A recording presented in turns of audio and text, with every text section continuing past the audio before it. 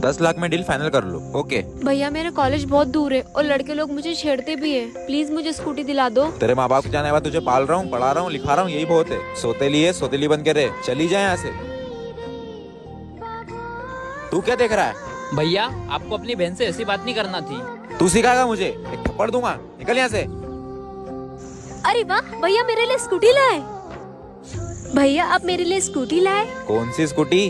अरे चलो मैं बताती हूँ, ये रही भैया। अबे तू लो दीदी स्कूटी की चाबी।